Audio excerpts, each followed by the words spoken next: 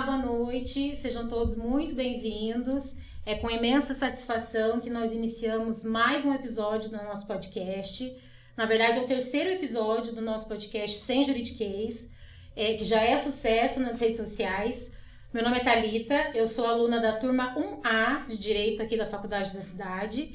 E esse projeto é um projeto de extensão da turma de Direito, justamente para promover essa interação entre nós, alunos, e a comunidade. Essa noite o tema do nosso podcast é o direito do consumidor e eu não estou sozinha para conduzir esse episódio. Eu tenho aqui comigo mais dois colegas. Lucas Vinícius, boa noite. Isabelle Medovato, boa noite.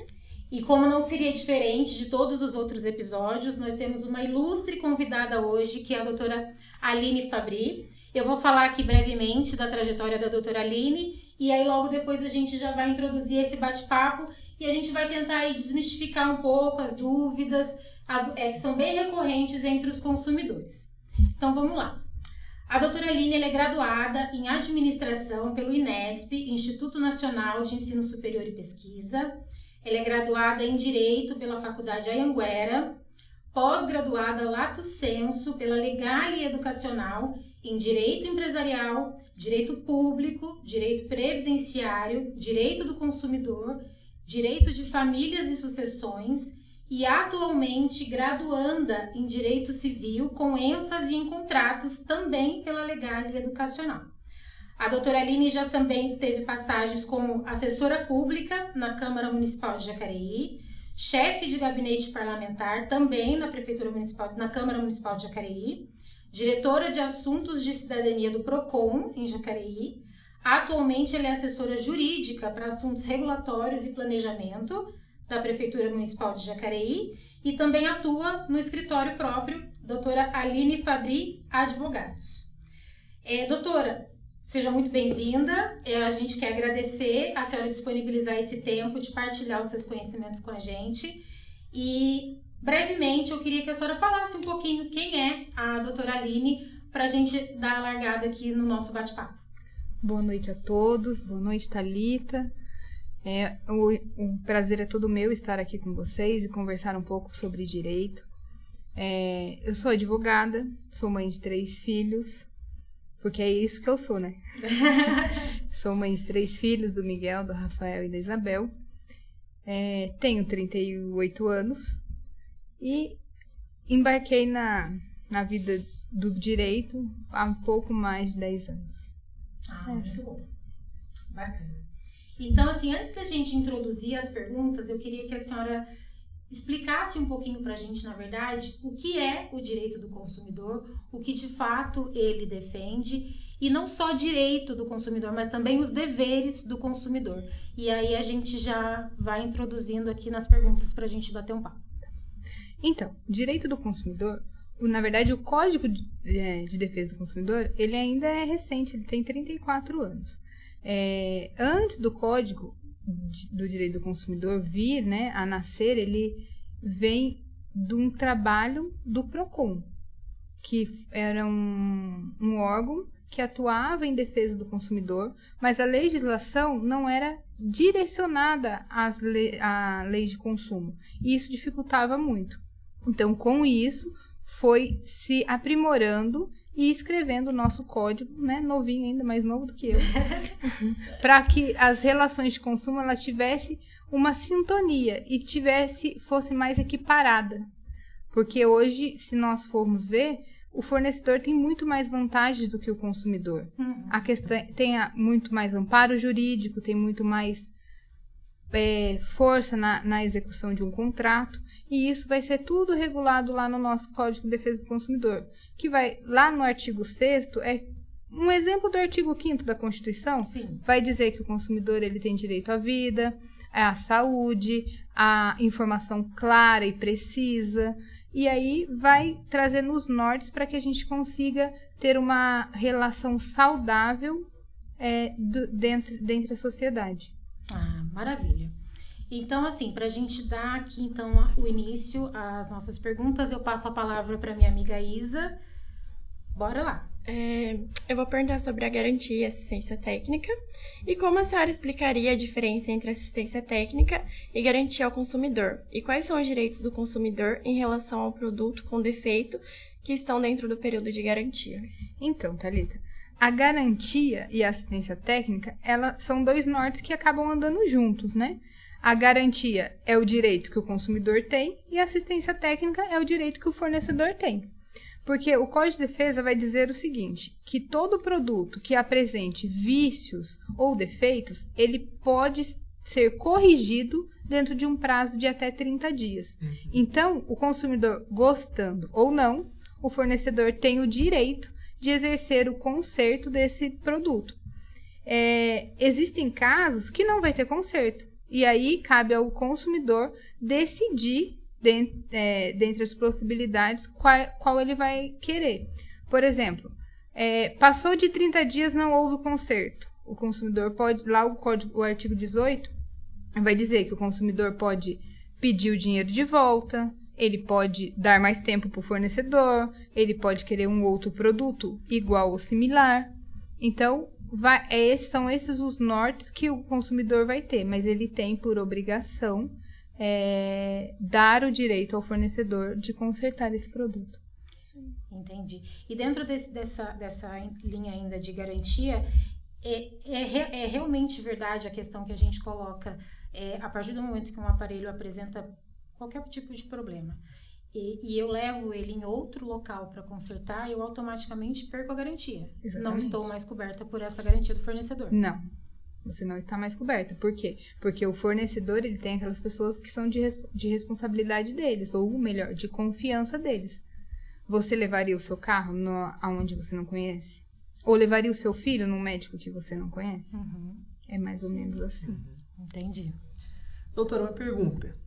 Em relação à troca, devolução, é verdade ou é mito aquela parte de 7 dias? Porque às vezes o consumidor chega lá sem informação e acaba até gerando uma situação de constrangimento, tanto para a parte vendedora quanto para a própria parte do consumidor. O que é regulado com isso? Na verdade, nós temos a parte do mito e a parte da verdade. Estabelecimento comercial físico, loja física, que nós fomos lá e compramos, nós precisamos verificar se eles têm política de troca. Porque política de troca para estabelecimento físico é cortesia. Só não é cortesia em caso de defeitos. Sim. Mas em casos que não são defeitos, comprei uma blusinha, não gostei da cor. Se a loja não tem política de troca, porque entende-se que você já teve contato com o produto. Sim. Então, você sabia aquilo que você estava adquirindo. Agora, se nós comprarmos de forma online, de forma remota, ou até mesmo na nossa residência, aí nós temos o prazo de 7 dias para troca, ou devolução, ou desistência, e seja a forma que o consumidor decidir. Porque entende-se que quando a gente não tem, entende-se que nós não tivemos acesso ao produto, dependendo se compramos de forma online, ou, mas eu comprei na minha casa e eu vi. Mas aí tem a questão da impulsividade, da emoção, de, tá aqui na minha casa, como que eu não vou comprar, né? Sim. Fica sem jeito. Então, o consumidor, ele pode se garantir nesse prazo de 7 dias. Entendi. E, na verdade, na verdade, é o que todo mundo acredita, e a gente vai descobrir agora se é verdade, a questão da nota fiscal. De fato, eu não consigo uma troca de um produto, por exemplo, se eu não tiver a nota fiscal. Comprei um produto e não recebi essa nota. Se ele apresentar algum problema, eu não consigo efetuar essa troca, eu não consigo ter nenhuma proteção sobre esse produto. Na verdade, Thalita, o consumidor ele tem que ficar atento à questão da nota fiscal, porque a sonegação de nota fiscal é crime, certo. E isso a gente vai ver lá no Código Tributário. Então, o consumidor que comprou ou adquiriu qualquer produto que não teve nota fiscal apresentada, ou quando ele solicitou, ela foi negada, ele pode fazer uma denúncia na Secretaria da Fazenda, porque isso é um crime tributário. Tá? A gente sai um pouco da nuance do consumidor para entrar no crime tributário. Então, não tem como um estabelecimento te exigir um documento que ele não te deu. Certo. Então, se a política de troca dele está vinculada à nota fiscal, então ele tem que fornecer. Então, na verdade, a nota fiscal, ela não é só importante no caso de te dar alguma proteção sobre o produto. Trata-se aqui de uma sonegação. De sonegação. E a de sonegação tributária, isso é crime. Dica importante, hein, pessoal? Sob pena de reclusão. Perfeito, maravilha. Validade. O produto tá expirado, validade. Chegou lá no mercado, comprei, cheguei em casa, só percebi depois. Ou até mesmo dentro do mercado, vi que tá vencido. Tem, creio eu que seja, não seja 100% das vezes, mas tem aquela mentalidade de, o mercado é obrigado a me fornecer o mesmo produto dentro da validade, só que de graça. Isso é verdade? Na verdade, o que acontece? Existe um acordo entre a APAS, que é a Associação de Mercados Atacadistas, e o PROCON. Uhum. Por quê? Como que surgiu isso? O PROCON ele faz fiscalização, né? O PROCON ele tem a atuação de fiscalizatória. E durante um tempo, o PROCON fiscalizou um determinado supermercado de grande volume. E esse supermercado ele tinha uma rotatividade muito grande, mas todas as vezes que o PROCON ia lá, tinha produto vencido. Uhum. Aí um dia, numa dupla visita que chama, né? Ele foi uma vez, constatou, autuou. Foi a segunda vez, constatou, autuou. Aí eles falaram, gente, tá adiantando, né? Não tá adiantando. E como esse hipermercado de nome grande, com muita gente ia, eles foram lá e lacraram. Lacramos o supermercado. O que aconteceu? A Associação dos Supermercados foi até o PROCON e falou, gente, precisa de alguma coisa, não tem condição, como vai ficar preso e tal. E eles fizeram um acordo. E esse acordo chama-se de olho na validade. Então, existe no estado de São Paulo um acordo entre o PROCON e a APAS que tem os supermercados vinculados. Aline, todos estão? Não. Mas a sua grande maioria, sim. Talvez o mini mercado perto da nossa casa, talvez não esteja. Mas esses maiores estão vinculados. Então, se você for num hipermercado, num super atacadão, né, num atacadista, e você encontrar um produto fora da validade, você leva ele de graça. Isso é verdade, não é mentira. Mas nós temos legislações municipais e estaduais que vão trazer um outro norte sobre o que tange a validade. Mas no estado de São Paulo, preterivelmente, o que rege é esse acordo entre o PROCON e a APAS. Entendi. Tanto que hoje até eles têm um cuidado, na verdade, que não existia antigamente, de quando o produto, a gente, logo na entrada dos mercados, a gente já vê aqueles carrinhos ou gôndolas com produtos próximo da data da validade. Exato. 50%. Eu acredito que justamente para evitar esse tipo de situação da pessoa retornar ao estabelecimento e de repente levar o outro produto vencido. Na verdade, existe a fiscalização, existe os funcionários, mas eu vou dizer para vocês que os funcionários não são o suficiente. Existem muitas fiscalizações do PROCON, muitas, que a grande maioria das autuações são produtos vencidos. Então, assim, o consumidor, ele precisa estar de olho na validade. Sim. Aline, a gente vai no mercado e vai olhar a validade de todos, você olha? Não, gente, eu não olho. Falando a verdade, eu não olho. Mas, gente, deu aquele momento, dá uma olhada, olha lá na data de validade. E se tiver vencido, coloca no carrinho, não precisa fazer alarde. Mas doutora, eu não ia comprar 10 produtos. Mas se você achou 10, e se você quiser levar os 10, você enfia os 10 no carrinho. Chega lá na caixa e fala assim, data de validade vencida. Eles têm que te dar 10. Se o caixa falar, você não ia levar 10, você quer 10, 20 ou 30, enfim, não sei a quantidade que for. Ele não tem poder para te questionar sobre isso. Entendi. Ele tem que simplesmente cumprir o que está em lei. Ou cumprir o que está no acordo. Perfeito. Agora entrando mais no assunto das práticas comerciais e promoções. Em relação à venda casada, é uma prática legal? Essa forma que as empresas adotam? Não é uma prática legal. O consumidor ele não é obrigado a levar um produto ou adquirir um serviço que ele não queira. Por isso, nós temos que estar sempre vigilantes. No artigo 6º também vai dizer que tudo aquilo que a gente consome, tudo aquilo que a gente compra, ele precisa estar de maneira muito clara como aqui fala, sem juridiquês, tem que ser bem explícito, sem muitas delongas, para que o consumidor entenda aquilo que ele está comprando e aquilo que ele está contratando. Então, assim, você contratou um seguro, ou você comprou um carro e, de repente, você viu lá 3 meses depois que tem um seguro ali embutido, isso é uma prática abusiva e o consumidor pode pedir o seu dinheiro de volta. Porque precisa ser claro. Me deu 10 folhas e eu assinei as 10 porque ninguém lê. Sim. É errado, todo mundo deveria ler. Mas o consumidor tem o direito de pedir o ressarcimento desse valor de volta. Entendi. E muitas vezes essas informações, elas são aquelas famosas letrinhas miúdas dos contratos, que ninguém dá muita importância, ninguém procura ler, se informar certinho, mas às vezes são justamente nessas letrinhas que constam essas informações e até mesmo com relação às propagandas enganosas, né? Principalmente propaganda enganosa. Não só contrato, pode ser uma promoção enganosa, dentro de um mercado, tal produto está com desconto. Chega na hora no caixa, cadê o desconto? Ou até mesmo não tem mais aquele produto. Como que age? O jeito certo de agir, o mercado, o consumidor, o contrato? Na verdade, assim, por exemplo, no caso do mercado. Você foi no mercado, viu lá o preço da caneca, tá, sei lá, R$3,99. E você fala, gente, mas eu venho aqui nesse mercado todo dia, outro dia tava R$9,99, tá errado. Você vai lá e tira uma foto.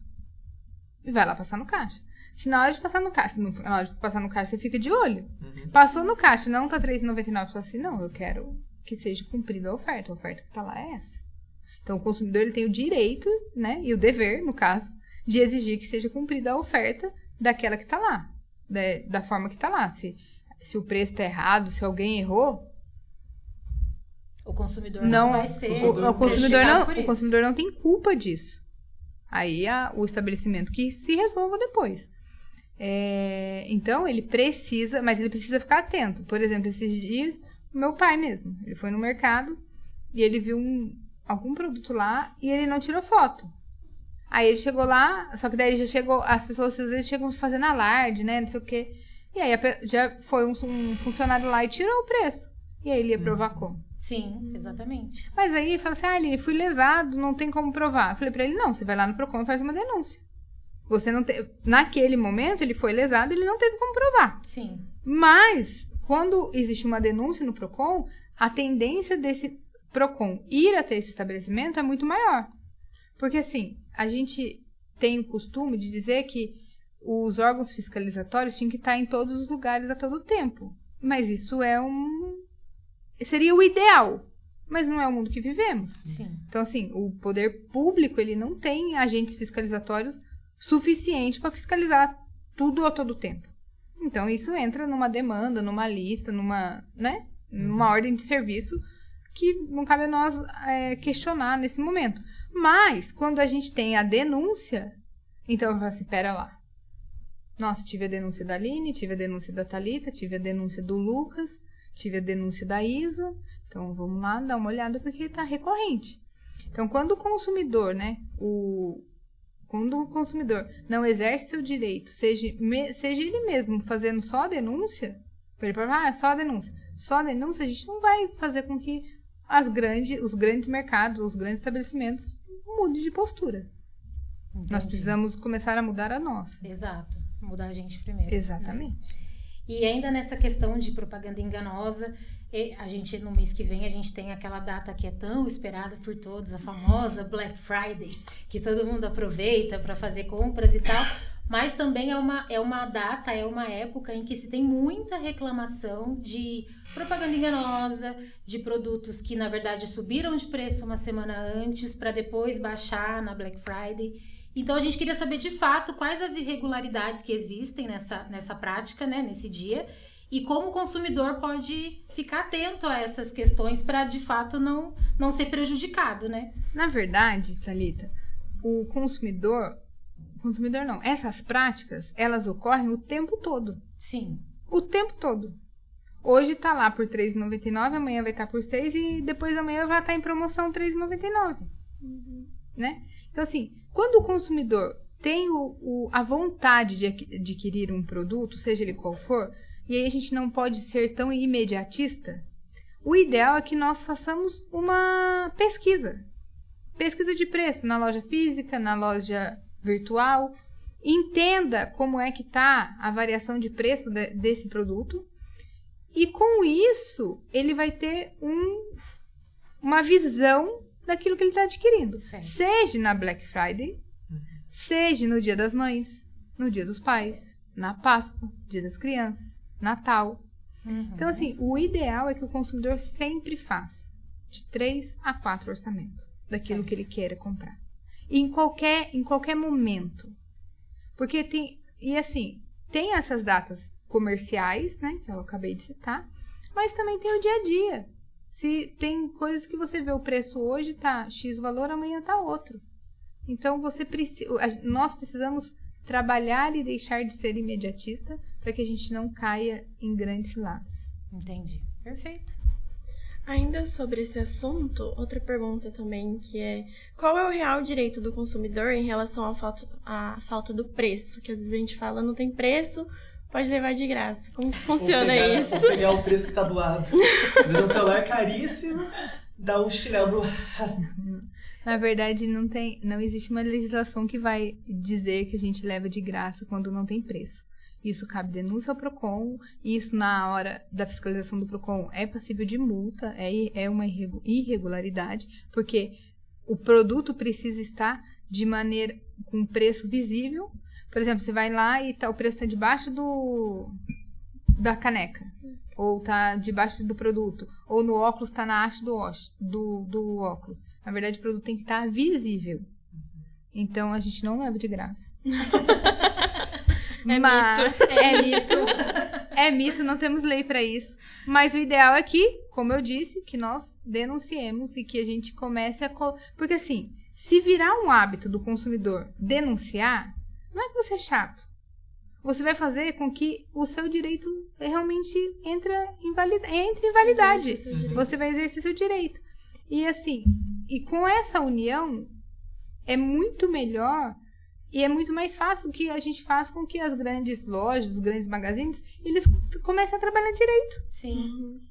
Porque assim, enquanto o consumidor, enquanto tiver 1, 2 ou 3 fiscalizações no ano, ou por exemplo, isso também vai ajudar para que o nosso governo, ele fale assim, gente, preciso fazer mais um concurso, né? Eu preciso de mais agentes fiscalizatórios, porque olha a demanda que a gente tem. Aí a gente reclama que não tem agente fiscalizatório, mas a gente também não dá demanda para eles. Sim. Aí a gente reclama que a loja não põe preço, mas a gente também não reclama. Uhum. E aí fica essa bagunça. Sim. Então, assim, nós precisamos nos educar. Fazer valer o nosso direito e ter o conhecimento do nosso direito. Sim. Né? E que não é tão difícil em alguns casos. Não tente Em alguns pegar de graça. casos. Não tente pegar de graça, gente. Não tente, porque daí a gente vai ter uma infração penal, e aí o problema vai virar Aí pra já você. é outra coisa. Ainda nessa questão de precificação, a gente entra também na parte de venda online. Acho que todo mundo passa por isso, né? De repente você vê um anúncio de uma roupa. Isso acontece mais, acho que nas redes sociais. Você vê o anúncio de uma roupa ou de um sapato e não tem preço. E aí você vai lá e pergunta o preço e vem aquela famosa resposta. Te respondo no direct, te respondo por mensagem. Existe alguma ilegalidade em não se colocar o preço para todos? Porque a gente fica com aquela impressão de que de repente pode estar sendo praticado um preço para cada pessoa. Tá errado. Né? Tá errado. O artigo 6º fala que o preço ele tem que estar visível. Seja na rede social, seja na loja física, enfim, o preço tem que estar visível e claro. Entendi. Para todo mundo. É uma prática legal. É uma prática legal.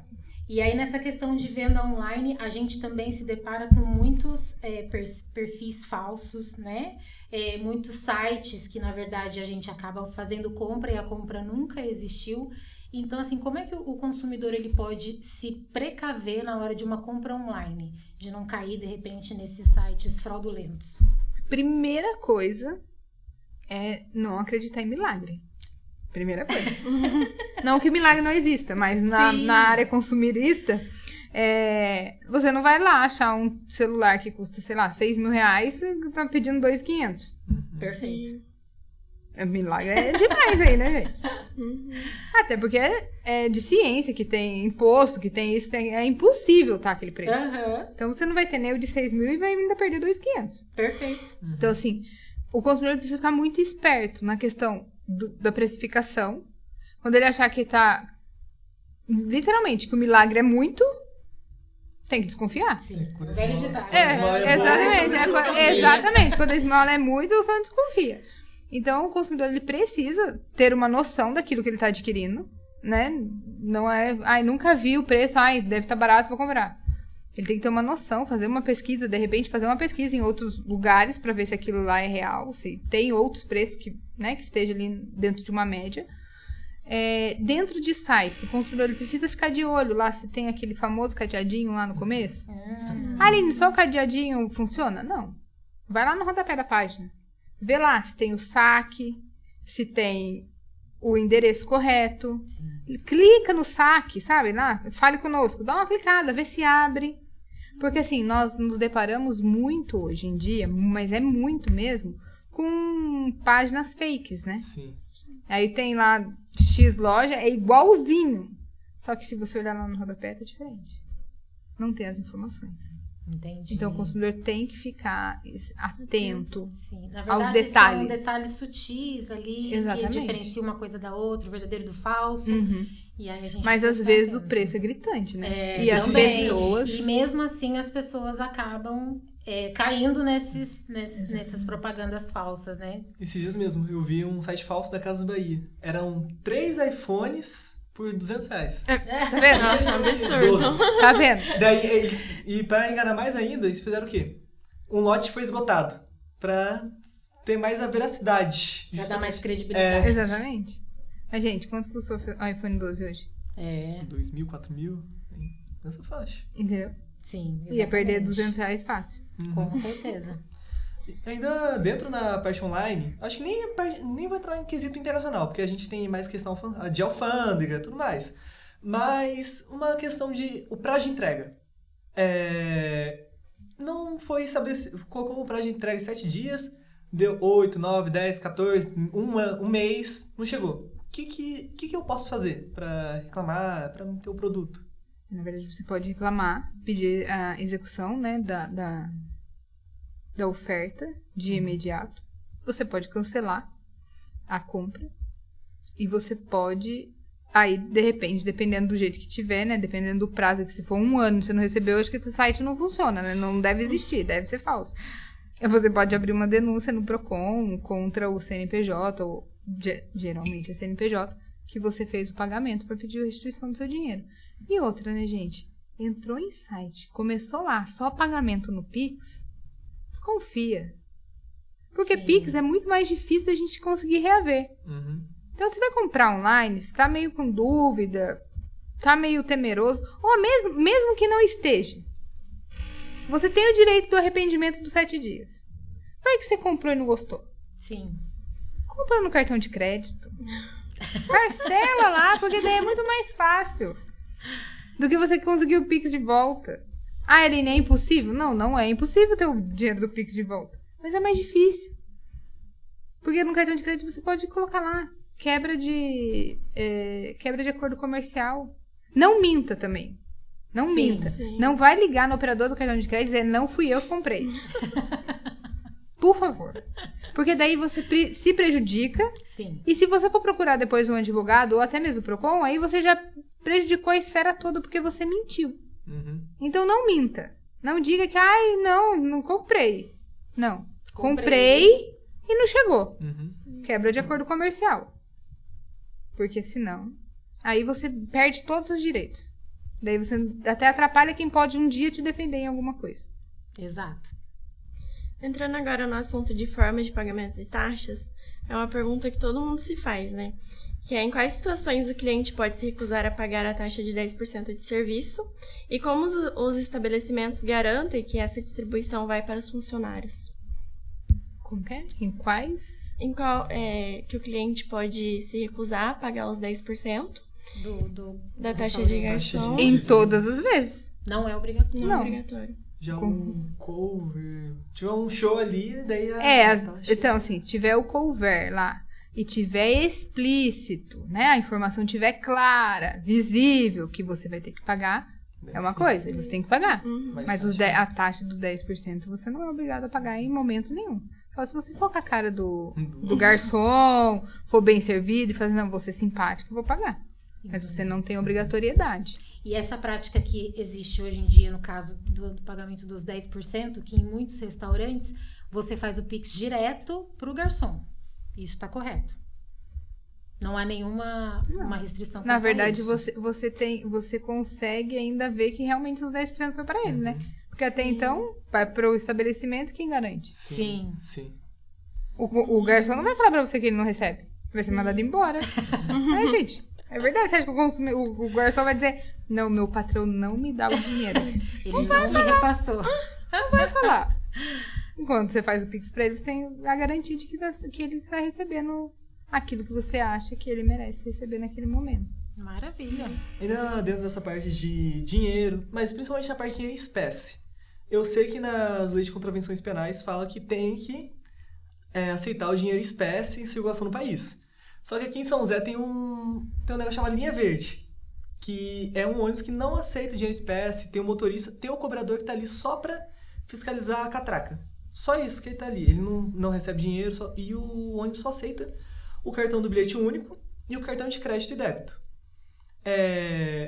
Como que poderia dar um jeito para melhorar? O que o consumidor tem que fazer, o cliente do serviço? Além de me perguntar, você já reclamou? Não!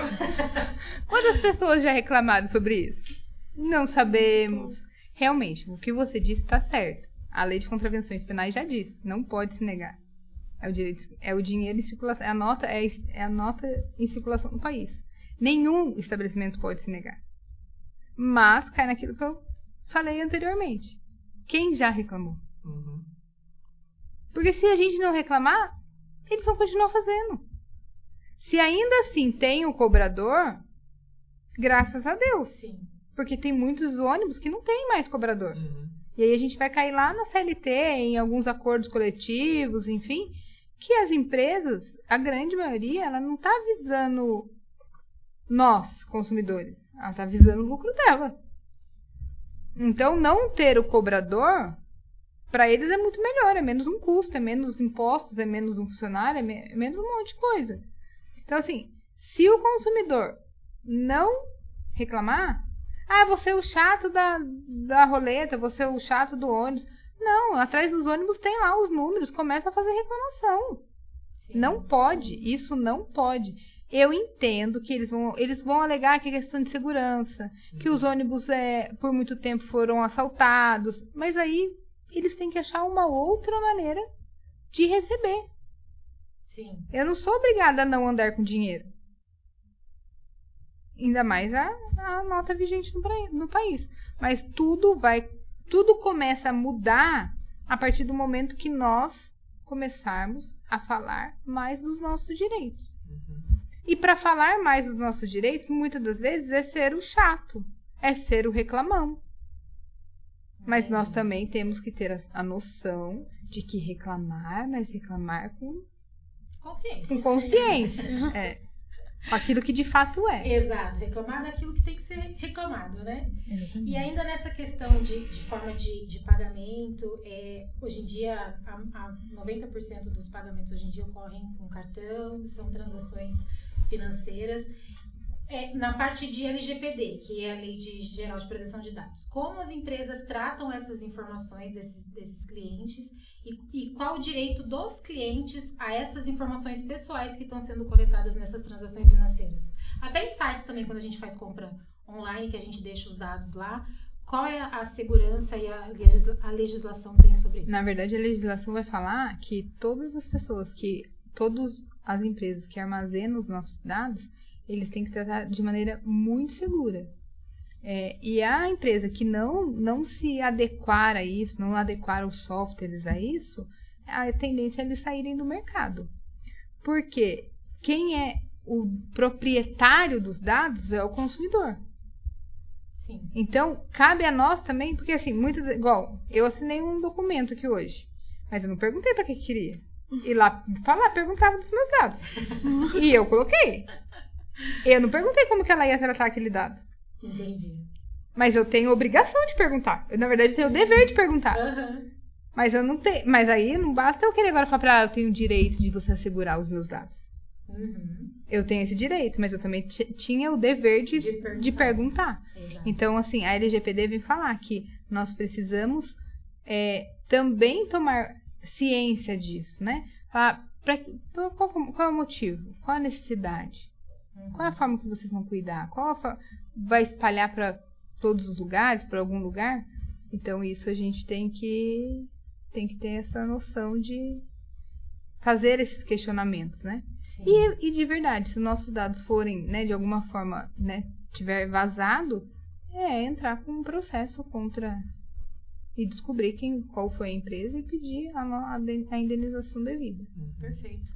Então, assim, já encaminhando mais para a parte final aqui de encerramento, a gente só queria fazer, na verdade, o Lucas tem uma questão para falar sobre a reclamação do PROCON. O fornecedor, cliente, se ele sentir que a mediação do PROCON não foi justa, como que ele pode recorrer? Qual canal? É só JEC? Na verdade, daí é o Poder Judiciário, né? Uhum. Porque, assim, nós precisamos entender que o PROCON, ela é a esfera administrativa. E ele é um órgão conciliatório. Se não houve conciliação ali, acabou. Não houve conciliação, o consumidor não tem que ficar com medo. Eu aceito, eu não aceito. Não, se ele não aceita, não tá bom pra ele, ele não aceita. Não houve conciliação. E aí ele vai pra esfera judicial. Certo. E aí vai depender do valor, para ver se é no juizado de pequenas causas, se é na justiça comum, se é com advogado, se é sem advogado. Mas ele pode, sim, dizer que para ele não estava bom e que ele não aceita aquele tipo de conciliação. Perfeito. Então, não teve êxito no PROCON, Poder Judiciário. Poder Judiciário. Maravilha. Em relação à reclamação, né? Como que a gente pode fazer para poder abrir uma reclamação no PROCON? Aí nós temos os PROCONs que tem nas cidades, né? Tem cidades que não tem PROCON. Uhum. E aí a gente só consegue fazer de forma online ou nas cidades vizinhas. Jacareí, São José tem PROCON. Santa Branca tem PROCON. Guararema não tem PROCON. Então, ou o município de Guararema procura Mogi das Cruzes ou Jacareí, ou até mesmo São José, ou ele pode fazer pelo site do PROCON, que é uma maneira rápida, fácil, né? Mas a gente também tem as pessoas que não têm muita afinidade, né? Com a tecnologia. E aí ele precisa procurar um PROCON da região. Mas não é difícil fazer pelo site do PROCON também. Ou ele pode procurar um advogado, um amigo, né? Alguém ali que ele confie e consiga fazer isso pelo site. Uhum. Perfeito. Então é isso, doutora. A gente gostaria muito de agradecer a sua presença aqui com a gente nesse episódio. Eu acho que a gente conseguiu aí trazer muito esclarecimento para todos que acompanharam a gente. Muito obrigada mesmo pela participação, pessoal. E a gente encerra então esse episódio. Até a próxima!